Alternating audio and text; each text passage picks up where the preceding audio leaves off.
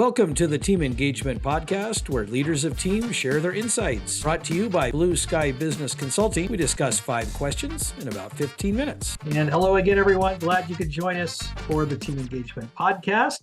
I am very excited to welcome from Kansas City, Missouri. I should double check. Are you on the Missouri or on the Kansas side of it? This is still a sore spot for me. I lived in Kansas City, Missouri for years, and we're on the Kansas side now. Yes, I should have double checked before we got started there. But this is Jennifer Wadella, and she is the Director of Angular Development at Bitovi. And so we are excited to have you on here and to learn a little bit more from you about leadership and teams and all that kind of good stuff. But before we get to those questions that we asked, Jennifer, what would you like the audience to know about Bitovi? Yeah, absolutely. Thanks for having me. Excited to be here. So I work at Bitovi, which is a consulting services firm. We specialize in application development. And I like to say, we're not just here to sling code. We want to make sure we're helping our clients build the right thing the right way. And so that includes user testing, making sure we're providing a great user experience. And then when it comes to building the application, building it the right way that's going to be maintainable and scalable and very swift for you to continue to be able to build features on top of. So we're really big on building things the right way to make them sustainable for the future. Oh, I love that. Yeah, that's an important thing. You want to make sure you can keep that future perspective. So that helps with the scalability, as you mentioned. So that's great. All right, well, let's get started with our questions then. Jennifer, as you've been helping to kind of build this business, is there a challenge that you've overcome that you're especially proud of? Yeah, I think, and this kind of permeates my entire career in leadership, the biggest challenge I've overcome is my own mama lion. I tend to be very protective of people on my teams, lean very heavily into servant leadership. But the problem is that can be very stifling for your team members. If you protect them too much from everything, you're preventing them from having opportunities to learn and grow. I don't know if you've heard the term snowplow parents. That's kind of assigned to the current parenting generation, where they try and just snowplow all obstacles out of the way for their kids. Yeah, you can do the same thing to your team members. And so by not letting them fight the hard fights, you're depriving them of those abilities to learn and grow. And so that was the biggest challenge I feel like I've had to overcome to help be a better leader who can better build businesses. That's a great observation, great self-awareness, because it can be a real challenge to figure out what your leadership style is and to not be that snowplow leader or parent either way. And make sure that there is the appropriate amount of challenge there, because that is how we grow. And it's not easy, especially in a leadership capacity, but it sounds like you've had some great experience learning how to do that. And so hats off. I'm a big proponent of servant leadership myself. So I'm always excited when other leaders come on and talk about their servant leadership experiences. So that's great. All right. Well, question number 2, as a leader, how do you help to nurture an environment or a culture of creativity? I think everything starts with vulnerability. You have to create an environment where it's okay for people to express ideas and be able to test theories and stretch their wings without feel of ridicule or failure or negative outcomes. So kind of making sure that you're fostering an environment where that kind of energy is welcomed. I feel like this can be really hard if you have a lot of experience under your belt, because you tend to want to jump in and correct people or say, oh, no, that's not going to work, or, oh, this isn't a good idea. And I think there's a balance to be had there, where you want to give people space, even if maybe that won't lead to the best outcome, to let them kind of figure that out on their own and without having their ideas crushed. So. Oh, I really like that, because that ability to create that environment where people feel safe, for lack of a better word, in sharing ideas without retribution or ridicule or whatever. But boy, I really like that you're doing that, because that, to me, I agree completely. That's a really important component for people to feel safe in sharing and creating. So very good. All right. Question number 3, as a leader, again, how can you help the team members or the employees to learn to trust each other? So almost the same answer as answer number 2 is, creating an environment of vulnerability. Making sure that they can express ideas and communicate with each other. But sometimes it takes a little bit of an extra push. I deal with software engineers, a lot of times, sometimes they're on the more introverted side of the spectrum. They might have really great ideas and just aren't comfortable expressing that out loud. So as you build relationships with them as their leader, you can help them build relationships between each other. You know, if somebody has a certain thought expertise in an area and somebody else has a need for that expertise, you can connect them and bring them together.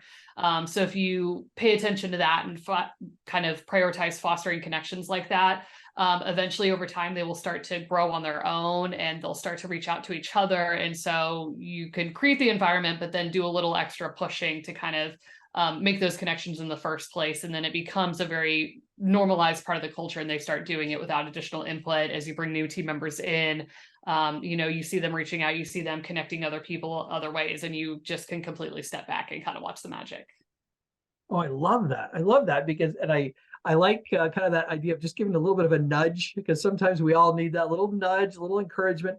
And you said some really important things in there, Jennifer, and I won't try to repeat it directly because I'll probably mess it up, but I'll mention something in particular that you mentioned that sounds so subtle, but it's really important. That says, if you're paying attention to your people and if you get to know them, you're paying attention, because that's something that, quite frankly, a lot of leaders are not paying attention to, are their people and how this person may have a skill set.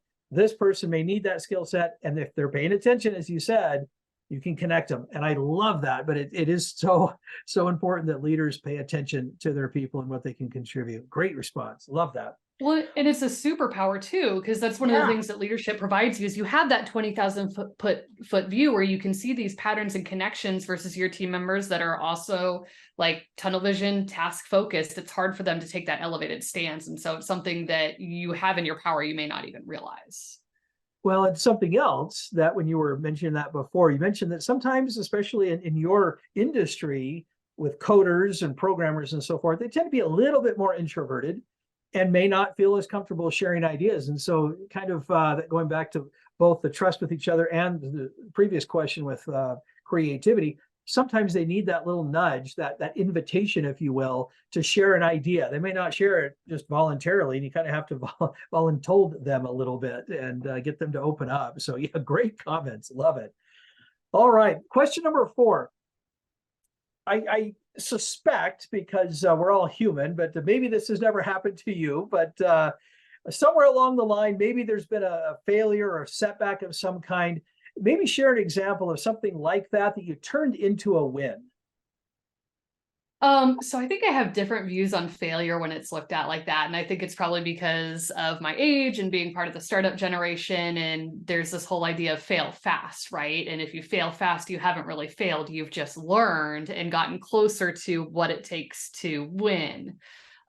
So I can't point to a whole lot of failures. I think the only failure would be if I did something, if I didn't learn from that thing, and then I did the same thing over and over and over again, that would be a failure. But as long as I'm testing things, trying, seeing that they don't work, and then figuring out how to iterate and make it work better the next time around, that's how I turn failures perceived into wins. Oh, I love it. I love the attitude. I love the approach of, well, gee, I don't know if I failed that much, especially if you're learning from it, because I agree completely. It is a little bit, I've had other guests kind of say it's almost a trick question, because if we're learning and we're growing from the word failure, then there really is no failure. So I love your approach to it. I think that's awesome. All right. Well, Jennifer, last question. Tell us a little bit about your first job.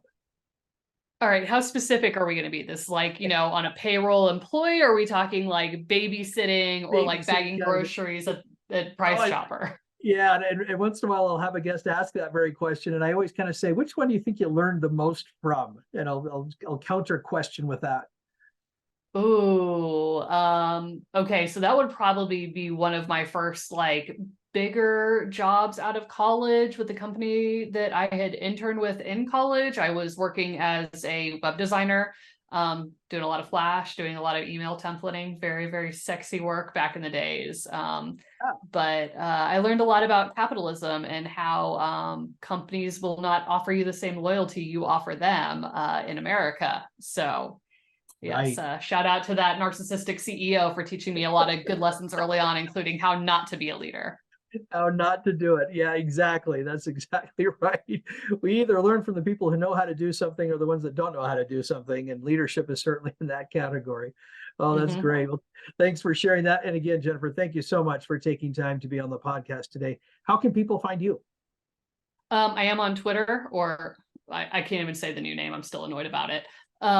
So you can follow me on what was previously known as the Bird site at like OMG at Sveti. I do have a blog available at jenniferwadella.com, and I do a lot of speaking at conferences all over the world. So if there's a tech conference, you may see me there. Oh, fantastic. Well, we'll look for you then. So that's great. All right. Well, thanks to you also, Jennifer, for everything that you're doing to help the young ladies of the world to learn to get into technology a little bit more. I think that's fantastic. And then I'll also give a big shout out to all of our viewers and listeners, wherever you may be. Thank you so much for tuning in to hear the podcast and for listening to Jennifer's insights on leaders and teams. And we wish everybody a great day, great week, great weekend, whatever you may be doing. Best wishes. This is Sean Richards with the Team Engagement Podcast, where leaders of teams share their insights. For more ideas, go to teamengagementpodcast.com. We also invite you to follow or subscribe to our podcast wherever you may be listening or watching. Is your business thriving? Go to tbs-score.com to find out. Thanks for joining us today. Have a great day.